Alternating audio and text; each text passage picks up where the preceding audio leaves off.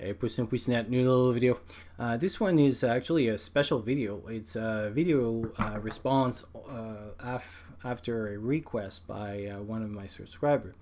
And actually, I'm kind of flattered because it shows that well, I can say my channel is growing a little bit, and because it's basically this subscriber thought that I could answer a question from another YouTuber that asked, and the link will be down. And so thank you. It's glad to know that some of my video and my opinions are appreciated, and I'm kind of changing hopefully some of the background of the YouTube on the medical point of view.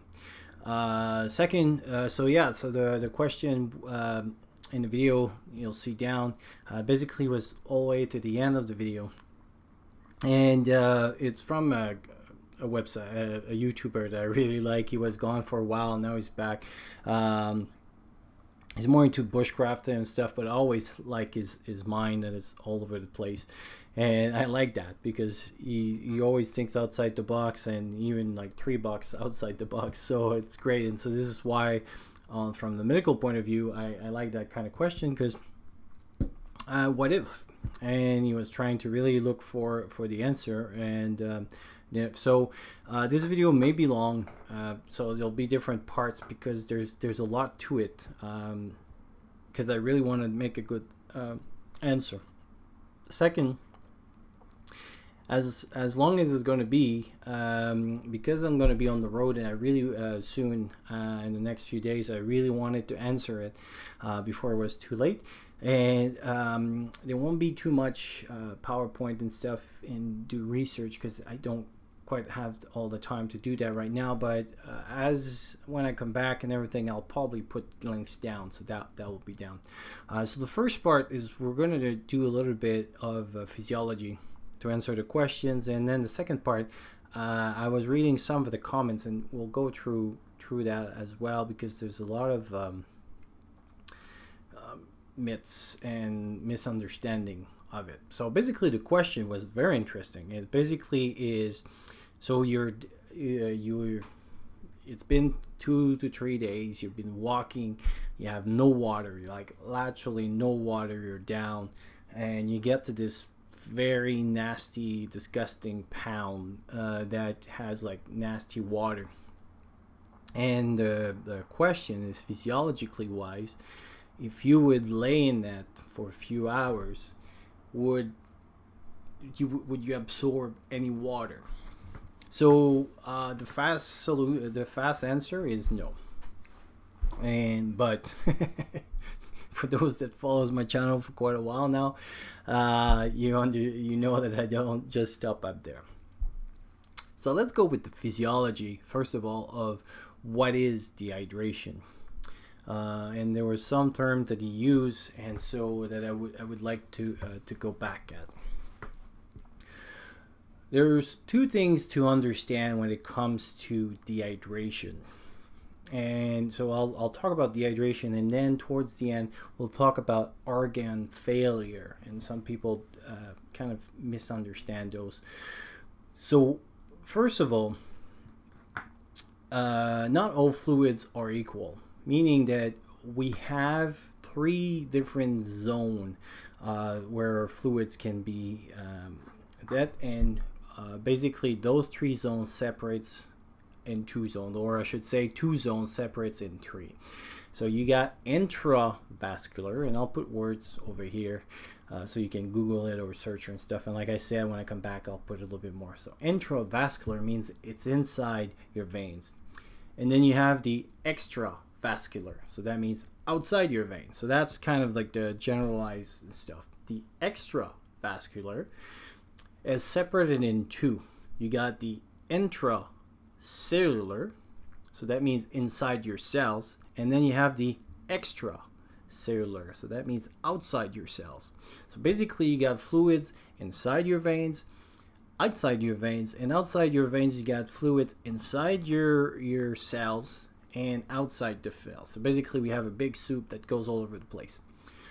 The second notion that is important, especially when we talk about dehydration, and also especially when we'll talk about the treatment, is a notion called osmolality.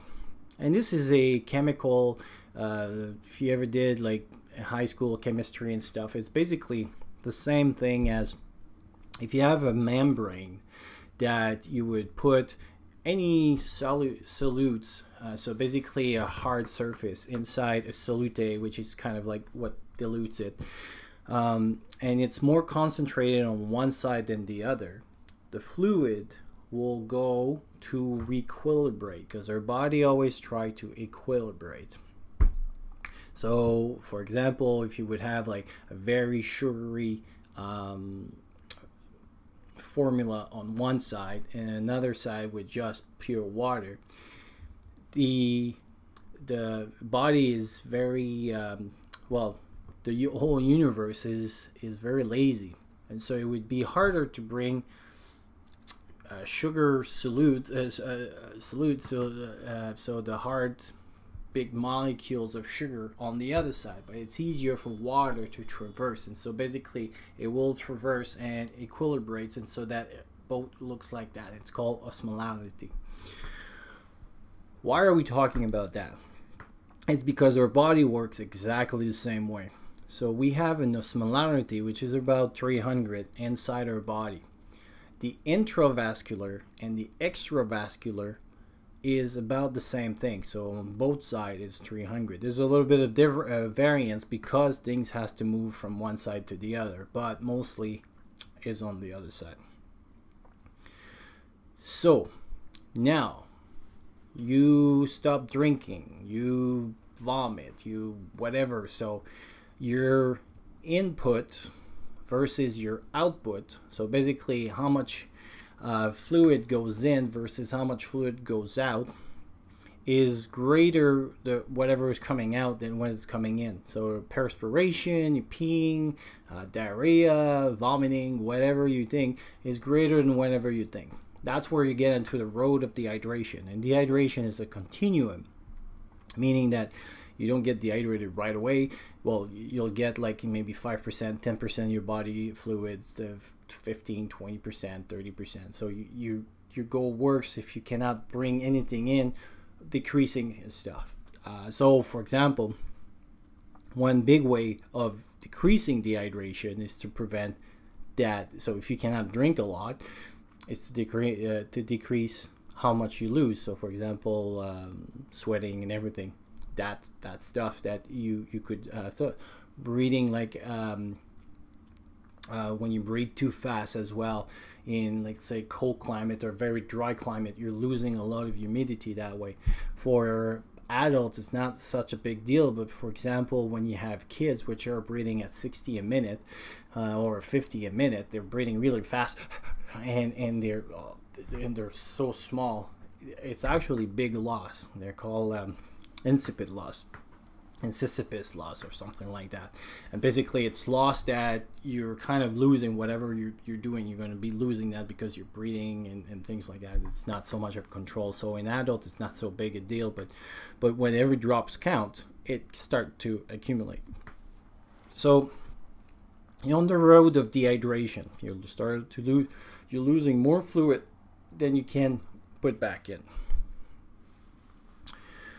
As you do that, your osmolarity will switch.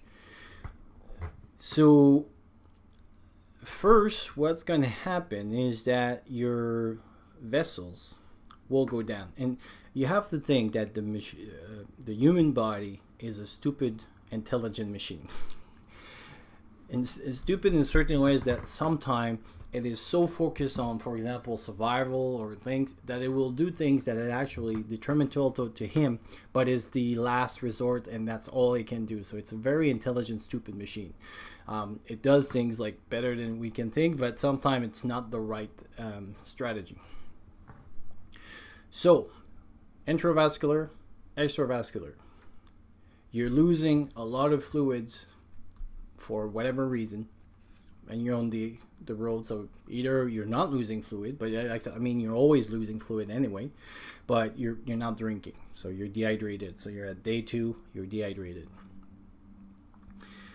What happened is that first your intravascular will go down, so your blood, you won't have as much fluid in your blood. And so this is why, because your blood, if you ever took a blood test, or again in high school and stuff, and you spin your blood, there's different levels. So there's the serum part and all the hard parts, so like hemoglobin, white blood count cells, and all those things.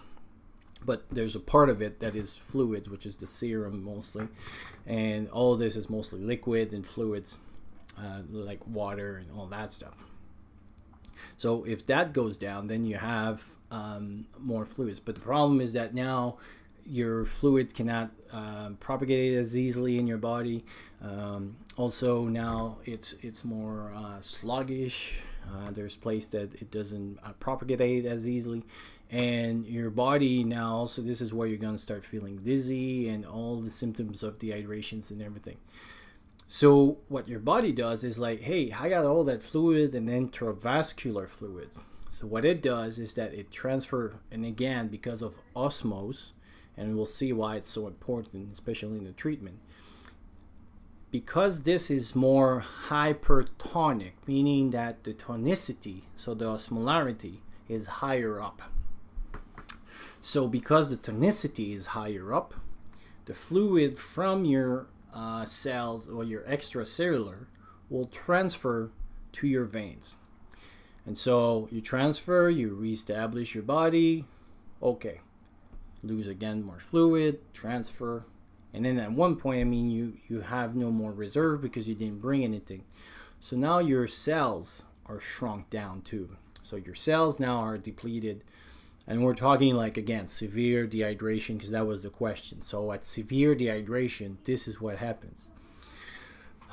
So you're very severely dehydrated. So now your cells are shrinking, your extracellular is shrinking, your inside your cell are shrinking, and slowly that the body now what will do is will start choosing which organ will propagate. So obviously his main thing is to save the heart, save the head, basically the big triangle, head, heart, and lungs.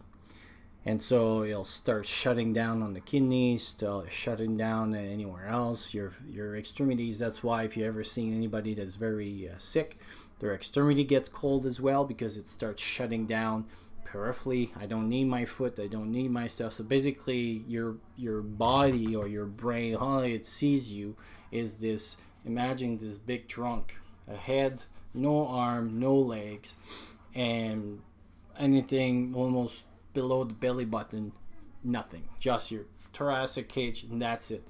So as it gets worse, that's his priority. That's where it's going to shoot back the fluids and everything. It's going to start shutting down. It's going to constrict all those vessels and all that stuff, and going to try to send it back through the body. So that's basically the physiology of dehydration, which brings you into a thing called organ failure. So that's when your organ are not getting enough, and a lot of people think is only fluid. For example, people think shock equals not enough fluid, but actually the real definition of shock is improper delivery of oxygen to your cells, because we need oxygen for that. And so this is why our body tries to keep the head, tries to keep the lungs, tries to keep the heart, because every cells like this needs oxygen. And this is the whole purpose of the whole circulation point, basically the cardiopulmonary. When you do CPR, that's pretty much the whole point of this, is to bring oxygen. So that oxygen kind of now goes away. So even if I give more fluids, if I lose, for example, if you bleed a lot, in a major trauma. If you lose all your red blood cells and I give you exactly what you lost in blood, but all in clear fluids like NS, and so we're called crystalloid, so they're clear like crystal, it doesn't help. So you can have all the fluids in the world, it doesn't help, because what you need is basically that transport of red cells to transport the oxygen. So that's what organ failure means, is that now because you have that constriction, now because you don't have as much fluids, your body shuts down part of those things, and then there's not enough oxygen going to those parts. So this is kind of, you know, down the road of what organ failure and what dehydration is and stuff. And so why are we talking about osmolarity and those compartments and everything? And we'll talk about that in part 2, because I'm going to explain a little bit what was more in the question of the big monkey of why it wouldn't work. And third, then I'll talk about a little bit the myths that came with it. But I wanted to explain a little bit about the dehydration and some of the concept that I just mentioned, that, and try to keep that in mind when you see part 2 and part 3. So talk to you soon.